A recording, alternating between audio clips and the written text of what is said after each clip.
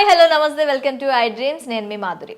Kidney stones ప్రస్తుతం ఎక్కువగా బాధిస్తున్న అంశం.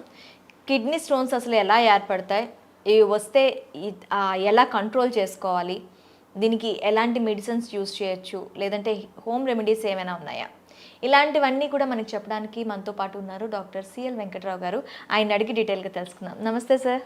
నమస్తే సార్, కిడ్నీ స్టోన్స్ అనేవి ఇప్పుడు ఒక 25 ఇయర్స్ వాళ్ళకు కూడాను ఈ కిడ్నీ స్టోన్స్ అనేవి కనిపిస్తున్నాయి సార్. అసలు ఈ కిడ్నీ స్టోన్ ఎలా తయారవుతుంది కిడ్నీ లోపల? అంటే మనం బయట నుంచి రాళ్ళు రప్పలు తినం, అయినప్పటికీ కిడ్నీలో రాళ్ళు కనిపిస్తూ ఉన్నాయి అని చెప్పి అంటూ ఉంటారు. అసలు ఈ కిడ్నీలో స్టోన్స్ ఎందుకు లోపల తయారవుతాయి, అసలు వాటిని ఎలా నివారించవచ్చు అంటారు? కిడ్నీ మూత్రపిండంలో రాళ్ళు ఏర్పడటానికి ప్రధాన కారణం మనం మంచినీళ్ళు తక్కువ తాగటం. ఓకే. చాలామంది టిఫిన్ చేసేటప్పుడు మంచినీళ్ళు తాగుతారు, మధ్యాహ్న భోజనం రాత్రి భోజనం ఏదైనా మధ్యలో ఏదైనా టిఫిన్ చేస్తే తాగుతారు. అలా కాకుండా మధ్య మధ్యలో గంటకు ఒకసారి దప్పిక అయినా కాకపోయినా వర్షాకాలము శీతాకాలంలో కనీసం 3 లీటర్ల మంచినీరు, ఓకే, వేసవి కాలంలో 3 నుంచి 5 లీటర్ల నీళ్లు. మన టేబుల్ మీద ఎప్పుడూ నీళ్లు ఉండాలి, వాటర్ బాటిల్ ఉండాలి.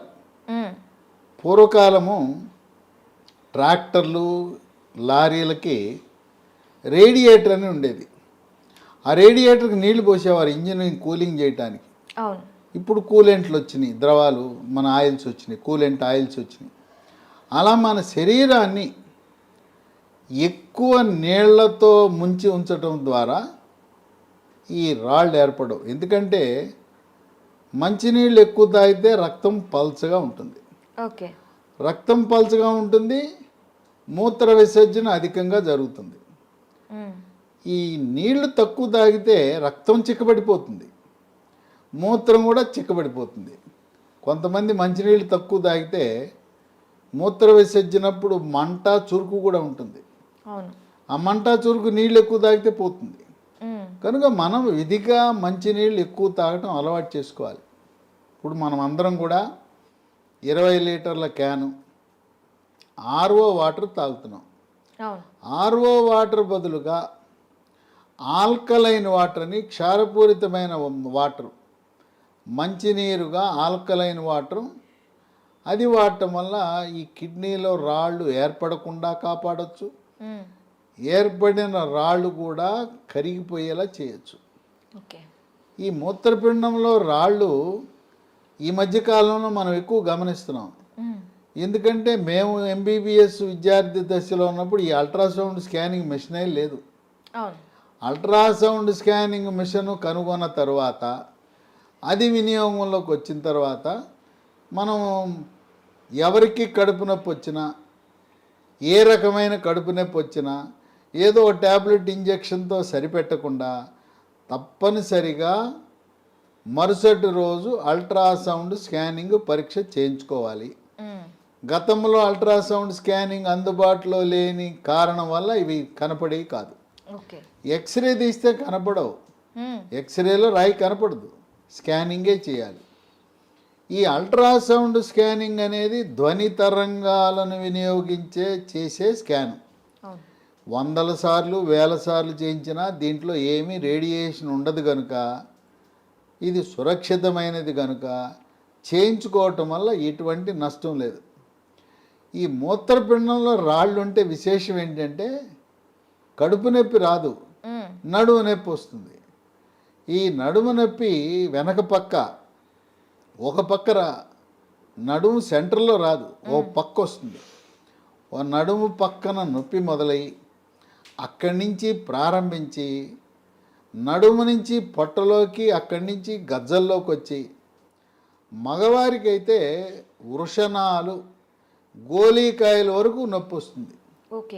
ఈ మూత్రపిండంలో రాళ్ళు వచ్చిన వాళ్ళు ఇక వాళ్ళ నొప్పి ఎలా ఉంటుందంటే నరకయాతన. మంచం మీద పడి దొర్లుతుంటారు, దొర్లుతూ లేదా బోర్ల పడుకుంటారు, గావు కేకలు పెడతారు. ఈ తీవ్రమైన నొప్పి చూసి ఇంకా అప్పగింతలు మొదలు పెడతారు. నేను చచ్చిపోతున్నాను అని గౌకేకలు పెడుతూ అక్కడ అప్పులు ఉన్నాయి, ఇక్కడ ఇవి ఉన్నాయి, ఇక్కడ ఆస్తులు ఉన్నాయని చెప్పి ఇక నేను చచ్చిపోతున్నాను అయిపోతున్నాను అని చెప్తారు. అంత తీవ్రమైన నొప్పి వస్తుంది ఇది. కనుక ఇది నడుము దగ్గర ప్రారంభం అవటం వల్ల కొంతమంది పాపం తెలవక ఎముకల డాక్టర్ల దగ్గరికి వెళ్తారు. ఎముకల డాక్టర్ల దగ్గరికి వెళ్తే నడుము నొప్పి అని ఎక్స్రేలు తీస్తారు నడుముకి, ఇంకా నడుముకి ఎంఆర్ఐ కూడా చేస్తారు. కనుక మనం ప్రధానంగా గ్రహించవలసిన విషయం ఏంటంటే నడుము పక్కన కుడి పక్కన కానీ ఎడమ పక్కన కానీ ప్రారంభమై పొట్టలోకి వెళ్తుంది. ఓకే. కొంతమందికి పొట్టలోకి వెళ్ళదు, నడుము పక్కనే ఉంటుంది. ఈ రాళ్ళు ఒక పక్కకి పరిమితం అవ్వచ్చు, రెండు పక్కలు కూడా ఉండొచ్చు. ఒకసారి వచ్చి తగ్గిన తర్వాత మళ్ళీ కూడా వస్తుంటాయి. ఈ రాళ్ళు వచ్చినప్పుడు నొప్పితో పాటు వికారము, వాంతి కూడా ఉంటుంది. ఓకే. కొంతమందికి రాళ్ళు ఉండటం వల్ల తరచుగా జ్వరము, చలి జ్వరం, మలేరియా జ్వరం ఎలా ఉంటుందో అలాంటి జ్వరం వస్తుంది. మూత్ర విసర్జన సమయంలో మంట, నొప్పి. కొద్దిమందికి ఈ మూత్రపిండములో మూత్రనాళములో రాళ్ళు ఉండటం వల్ల మూత్రము రంగు ఇటుక రాయి రంగులో కానీ కొన్ని సందర్భాల్లో రక్తమే పడుతుంటుంది. ఓకే. ఈ రక్తము రాయి వల్ల, ఆ రాపిడి వల్ల పడుతూ ఉంటుంది. ఈ రాయిని మనం ప్రతి రాయిని ఆపరేషన్ చేయవలసిన అవసరం లేదు. 9 మిల్లీమీటర్ల కంటే తక్కువ సైజు ఉన్న రాయి ఆటోమేటిక్గా దానంతరకదే తగ్గిపోయే గుణం ఉన్నదని వైద్య పరిశోధనలో వెల్లడించారు. కనుక 9 ఇప్పుడు మనకి స్కానింగ్ చేసినప్పుడు సైజు ఇస్తారు, ఎన్ని రాళ్ళు ఉన్నాయి ఆ రాళ్ళ సైజులు కూడా ఇస్తారు. కనుక 9 మిల్లీమీటర్ల కంటే సైజు తక్కువ ఉంటే ఎట్టి పరిస్థితుల్లో ఆపరేషన్ కానీ ఇంకా ఏ చికిత్సలు కానీ అవసరం లేదు. మంచినీళ్ళు తాగితే దానంతరకు అవే వెళ్ళిపోతాయి.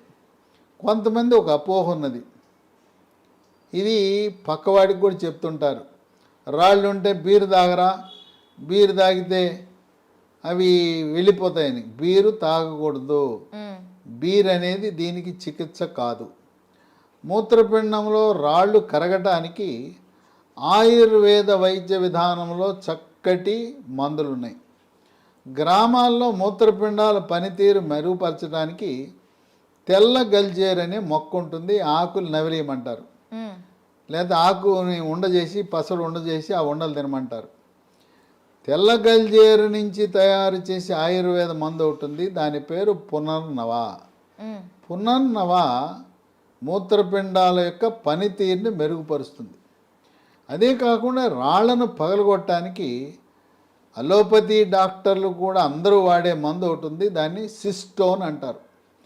సిస్టోన్ అనేది హిమాలయ కంపెనీ వాళ్ళు తయారు చేస్తారు. ఉదయం 1, మధ్యాహ్నం 1, రాత్రి 1, ఒక 2 నుంచి 3 నెలలు వాడితే రాళ్ళు కరిగిపోతాయి, రాళ్ళ సైజు పగులుతాయి. అవే కాకుండా నీరి అని NEERI ట్యాబ్లెట్లు ఉన్నాయి. ఇది ఉదయం 1, రాత్రి 1, ఒక 3 నెలల పాటు. ఈ నీరి అనే ట్యాబ్లెట్లు AIMIL అనే కంపెనీ వాళ్ళు తయారు చేస్తారు. దాంతో రాళ్ళు పగిలిపోతాయి, పెద్దగా ఉన్న రాయి పగిలి ముక్కలైపోయి బయటకు వస్తాయి. అయితే ఈ మూత్రపిండంలో రాళ్ళున్న ప్రతి ఒక్కరూ కూడా రక్తములో క్రియాటిన్ అనే రక్త పరీక్ష చేయించాలి. ఓకే. సాధారణంగా ఈ క్రియాటిన్ 1.2 కంటే తక్కువ ఉండాలి. ఓకే. ఇది ఎక్కువ ఉంటే అది కొన్ని ఇబ్బందులకు దారితీస్తుంది. ఆ క్రియాటినిన్ పెరిగినప్పుడు పునర్నవ ట్యాబ్లెట్లు ఉదయము రాత్రి 3 నెలలు, దాంతోపాటు ఈ క్రియాటినిన్ని సాధారణ స్థితికి తగ్గించడానికి మరొక మందు అందుబాటులోకి వచ్చింది. రాళ్లను పగలగొట్టడానికి నీరి, క్రియాటినిన్ తగ్గించడానికి నీరి KFT. ఇదే కంపెనీ వాళ్ళు AIMIL అనే కంపెనీ వాళ్ళు తయారు చేస్తారు. దీన్ని ఉదయం 1 స్పూను, మధ్యాహ్నం 1 స్పూను, రాత్రి 1 స్పూను మూత్రపిండాలు రాళ్ళు కొంతకాలం ఉండటం వల్ల ఈ క్రియాటినిన్ పెరిగితే ఈ నీరి కేఎఫ్టీ 3 నెలలు వాడితే మళ్ళీ క్రియాటినిన్ సాధారణ స్థితికి వస్తుంది. ఎవరైనా వేరే కారణాల వల్ల కూడా క్రియాటినిన్ పెరిగి ఇప్పటికే డయాలిసిస్ చేయించుకుంటున్న వారు కూడా నీరి కేఎఫ్టీ దీంతోపాటు పునర్నవ ట్యాబ్లెట్లు వాడితే క్రమంగా క్రియాటినిన్ తగ్గుముఖం పడుతుంది. మీ మూత్రపిండాల డాక్టరు నెఫ్రాలజిస్టు ఆయన చెప్పిన మందులతో పాటు ఈ పునర్నవ నీరి కేఎఫ్టీ కూడా వాడచ్చు. ఈ పునర్నవ గురించి నీరి కేఎఫ్టీ గురించి మూత్రపిండాల డాక్టర్లు నెఫ్రాలజీ సూపర్ స్పెషలిస్టులకు అవగాహన లేని కారణం వల్ల ఇవి వాడద్దు వీటి గురించి వీటి పనిచేయవు అని చెప్తారు వాళ్ళు. వాళ్ళకి అవగాహన లేని కారణం వల్ల వాళ్ళకి చెప్పవలసిన అవసరం లేదు. పునర్నవ నీరి కేఎఫ్టీ వాడటం వల్ల ఎటువంటి అనర్థాలు లేవు, ఎటువంటి సైడ్ ఎఫెక్ట్స్ లేవు, ఇవి ఇంగ్లీష్ మందులతో రియాక్షన్లు రావు. కనుక నెఫ్రాలజీ డాక్టర్కి చెప్పకపోయినా ఈ నీరి కేఎఫ్టీ అలాగే పునర్నవ వాడి చాలామంది మూత్రపిండాల రోగులు ఎంతో ఉపశమనాన్ని పొందారు. నేను ఒక ఇంగ్లీష్ వైద్యుడిగా ఎఫ్ఆర్సిఎస్ చదివి మరి డయాలసిస్ గురించి ఇంగ్లీషు మందుల గురించి అవగాహన ఉండి పునర్నవ నీరి కేఎఫ్టీ అనేక మందితో వాడించటం వల్ల చక్కగా క్రియాటినిన్ అనేది తగ్గుముఖం పట్టడం, డయాలసిస్ అవసరం లేకుండా పోవటం, మూత్రపిండాల మార్పిడి చికిత్స అవసరం లేకుండా పోవటం అనేది విశేషం. ఈ మూత్రపిండాల్లో రాళ్ళు ఉన్నవాళ్ళు కొంచెం ఆహార నియమాలు పాటించాలి. ఓకే, అంటే ఆహార నియమాలు అంటే నేను విన్నాను సార్, పాలకూర టమాటోతో కలిపి తింటే కిడ్నీలో రాళ్ళు వస్తూ ఉంటాయని. అది నార్మల్ పర్సన్స్ తిన్నా అలానే వస్తూ ఉంటాయా, లేకపోతే ఈ కిడ్నీ వ్యాధిగ్రస్తులకు మాత్రమే ఇది వర్తిస్తుందంటారా? మనం పాలకూర టమాటో ఎంత తిన్నా రాళ్ళు ఏర్పడవు. ఓకే, కాకపోతే రాయి ఉన్నవాళ్ళు పాలకూర టమాటా పరిమితంగా తినాలి. ఓకే, అంతేగాని మీకు అపోహొద్దు. మీరు రోజు కేజీ టమోటాలు తిన్నా, రోజు పాలకూర తిన్నా మూత్రపిండాలు రావు, రాళ్ళు రావు. కానీ రాళ్ళు ఉన్న వాళ్ళు వీటిని ఎంత తగ్గించి తింటే అంత మంచిది. ఓకే, కనుక వీటితో పాటు మంచినీళ్ళు అధికంగా తాగాలి. ఈ మంచినీళ్ళు అనేది చాలా కీలకం. కొంతమందికి కాలు బొటన వేలు నొప్పి ఉంటుంది, వాపు నొప్పి ఎర్రగా అవటం, దాన్ని గౌట్ అంటారు. గౌట్ అంటే రక్తంలో యూరిక్ యాసిడ్ పెరుగుతుంది. ఓకే, ఆ గౌట్ ఉన్న వాళ్ళకి ఏదైతే రక్తంలో యూరిక్ యాసిడ్ పెరిగిందో అది వచ్చి మూత్రపిండంలో రాయి ఏర్పడుతుంది. మూత్రపిండంలో రాయి ఏర్పడుతుంది కనుక సీరం యూరిక్ యాసిడ్ అనేది నియంత్రించుకోవాలి. దానికి రకరకాల మందులు ఉన్నాయి. ఇప్పుడు కొత్త మందు వచ్చింది యూరిక్ యాసిడ్ నియంత్రణకి, దాన్ని ఫెబు స్టాట్ అంటారు. FEBUSTAT ఫెబు స్టాట్ 40 మిల్లీగ్రాములు వేస్తే చక్కగా నియంత్రించబడుతుంది. యూరిక్ యాసిడ్ అధికంగా ఉన్నవాళ్ళు పప్పు ధాన్యాలు తక్కువ చేసుకుని తినాలి. ఓకే, మాంసము, కోడి మాంసము, చేపలు లాంటివి మాంసాహారం పరిమితంగా తినాలి. ఓకే, తినొచ్చు కానీ పరిమితంగా తీసుకోవచ్చు. తర్వాత ఈ తరచు ఇవి రెండు పక్కల రాళ్ళు వస్తుంటే వాళ్ళు రక్తంలో కాల్షియం అనేది పరీక్ష చేయించాలి. రక్తంలో కాల్షియం అధికంగా ఉండటానికి గల కారణం ఏంటంటే మెడ ముందు భాగాన థైరాయిడ్ గ్రంథి లోపల 4 చిన్న బుడిపెలు లాంటివి ఉంటాయి. థైరాయిడ్ గ్రంథి లోపల ఉండే 4 బుడిపెలు, పైన 2 కింద 2. ఈ బుడిపెలను పారాథైరాయిడ్ గ్రంథులు అంటారు. ఈ పారాథైరాయిడ్ గ్రంథులలో సమస్య ఉన్నప్పుడు కాల్షియం రక్తములో అధికంగా ఉండటం వల్ల మూత్రపిండంలో రాళ్ళు ఉంటాయి. ఇది కేవలం ఓసారి 2 సార్లు 3 సార్లు 4 సార్లు ఎన్నిసార్లు చేసినా మళ్ళీ వస్తున్నాయంటే వాళ్ళు కాల్షియం పరీక్ష, పారాథైరాయిడ్ గ్రంథి సంబంధించి ఎండోక్రైనాలజీ సూపర్ స్పెషలిస్ట్ని సంప్రదించవలసి వస్తుంది. కనుక మూత్రపిండంలో రాళ్ళు అనేది చాలా సహజ సిద్ధం. ఇవి వర్షాకాలము శీతాకాలం కంటే కూడా వేసవి కాలంలో ఎక్కువ బయటపడతాయి.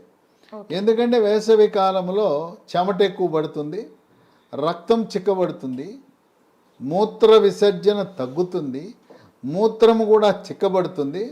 అందువల్ల వేసవిలో ఆ వర్షాకాలంలో శీతాకాలంలో ఏర్పడి ఉండొచ్చు రాయి, కానీ దాని బయటపడటం లక్షణాలు నొప్పి అవన్నీ కూడా వేసవి కాలంలో బయటపడతాయి. ముఖ్యంగా ఎండలో తిరిగేవాళ్ళు, బైక్ మీద ఎక్కువగా తిరుగుతున్న వాళ్ళు, భవన నిర్మాణ కార్మికులు, రోడ్డు నిర్మాణ కార్మికులు, వ్యవసాయ కార్మికులు మంచినీరు అధికంగా తాగటం అవసరం ఉన్నా లేకపోయినా, దప్పి